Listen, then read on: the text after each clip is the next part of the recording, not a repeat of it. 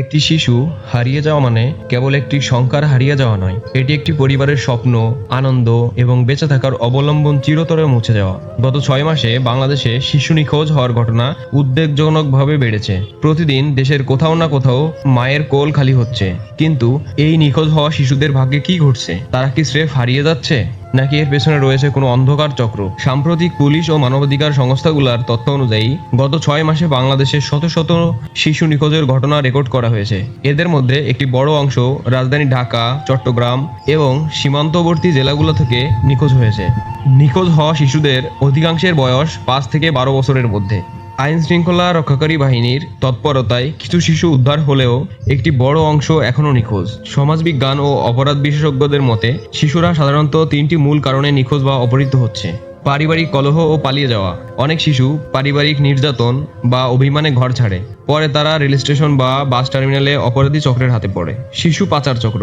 বাংলাদেশ ভারত আন্তর্জাতিক সীমান্ত ব্যবহার করে প্রতি বছর প্রচুর শিশু পাচার হয়ে যাচ্ছে। জোরপূর্বক ভিক্ষাবৃত্তি ও শ্রম। নিখোঁজ শিশুদের একটি বড় অংশকে আটকে রেখে জোর করে ভিক্ষাবৃত্তিতে নামানো হয়। অনেক সময় তাদের অঙ্গহানি করার মতো নৃশংস অপরাধও ঘটে।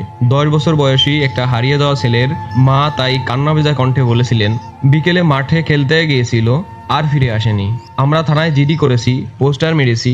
গত 4 মাস ধরে আমি প্রতিটা দিন শুধু দরজার দিকে তাকিয়ে থাকি, এই বুঝি আমার বাবা ফিরে এলো। এই মায়ের মতো শত শত পরিবার আজ বুক ফাটা আর্তনাদ নিয়ে বেঁচে আছে।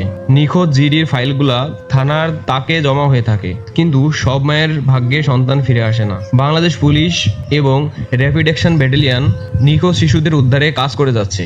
সামাজিক যোগাযোগ মাধ্যমেও এখন নিখোঁজ সংবাদ দ্রুত ছড়িয়ে পড়ে। তবে আইনি প্রক্রিয়ায় কিছু বড় চ্যালেঞ্জ এখনও রয়ে গেছে। অনেক সময় পরিবার নিখোঁজ হওয়ার বেশ পরে পুলিশকে জানায়, ততক্ষণে অপরাধীরা স্থান পরিবর্তন করে ফেলে।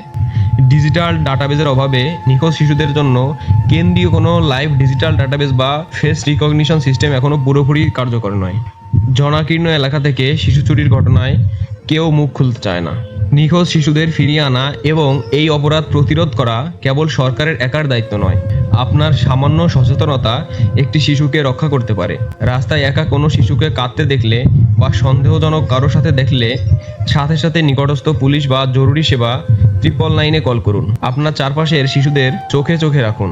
শৈশব হোক নিরাপদ, কাটুক আপন মায়ের কোলে।